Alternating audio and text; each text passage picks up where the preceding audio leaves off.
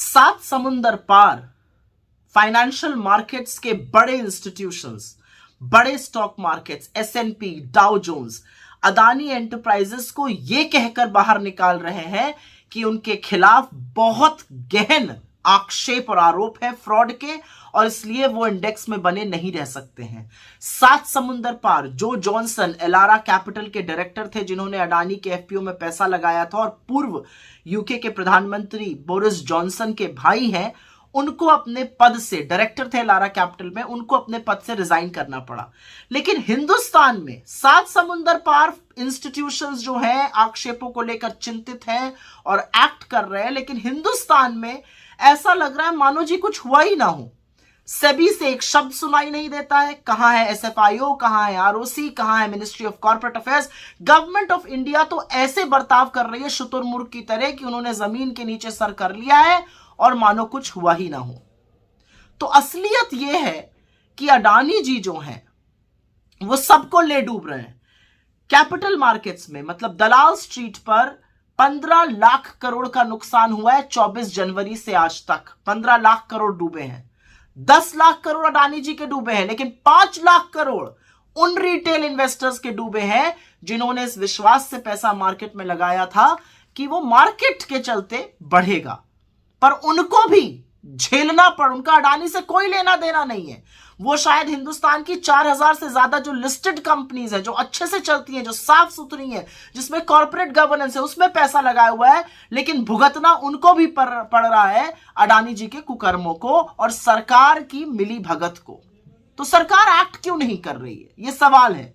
क्यों सेबी कुछ नहीं कर रहा है, क्यों एसएफआईओ कुछ नहीं कर रहा है, कहां है ईडी, कहां है एमसीए, कहां है आरओसी, कोई शब्द नहीं है। मोदी जी ने तो आंखों पर पट्टी बांध ली, क्योंकि वो तो दोस्ती निभाने पर तुले हुए हैं। वो तो सदन में भी चर्चा नहीं होने देते, सदन को सोमवार तक के लिए स्थगित कर दिया गया है। लेकिन सवाल यह पूछा जाएगा कि उस रिटेल इन्वेस्टर को कौन बचाएगा जो अडानी जी के कुकर्मों का फल भुगत रहा है, जिसके 5 लाख करोड़ से ज्यादा खत्म हो गए, नष्ट हो गए मार्केट में। अब अडानी जी कोई छोटी सी किराने की दुकान तो है नहीं। अडानी जी मोदी जी की कृपा से इस देश के सबसे बड़े, सबसे अमीर आदमी बन गए थे। उनकी मोनोपोली एयरपोर्ट पे है, उनका एकाधिकार मोनोपोली पोर्ट्स में है, उनकी मोनोपोली फूड एंड एग्रीकल्चर में है। क्या गोडाउन, क्या वेयर हाउसेस, क्या खाने वाला तेल, सब में वो घुसे हुए हैं। फलों के बागान तक में वो घुसे हुए हैं। उनकी मोनोपोली रिन्यूएबल एनर्जी में है, उनकी मोनोपोली सीमेंट में है, उनके 10 लिस्टेड कंपनीज मार्केट में है, 5 और लिस्ट होने वाली थी। तो जब इतना बड़ा एक जो ग्रुप होता है और मोदी जी की कृपा से इतना बड़ा बना और इतनी जल्दी से विकसित हुआ ग्रुप है, जब डूबता है तो वो सबको ले डूबता है। ये इकोनॉमी को ध्वस्त करने की कुवत रखता है। और ये बात डाउ जोन्स, एसएनपी जैसे लोग, सिटी ग्रुप जैसे लोग, क्रेडिट स्विस जैसे लोग पहचान रहे हैं, फिच जैसे लोग पहचान रहे हैं। लेकिन हमारी सरकार जो है वो आंख पर पट्टी बांधे हुए और मुंह पे दही जमाए हुए बैठी हुई है। तो पूछने की बात यह है कि एलआईसी, एसबीआई, इनसे सवाल कब पूछे जाएंगे?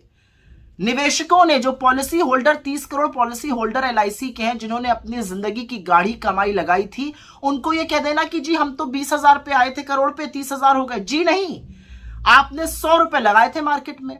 वो 100 रुपए 10 साल पहले लगाए थे, वो 5 साल बाद 1000 रुपए हो गए, लेकिन उसके 5 साल बाद वो 200 हो गए। तो आप ये सोचकर संतुष्ट रहिएगा कि 100 रुपए 200 हो गए, या ये सोच के चिंता जताइएगा कि 1000 रुपए कैसे 200 हो गए। वही काम एलआईसी कर रहा है, जबानी जमा खर्च।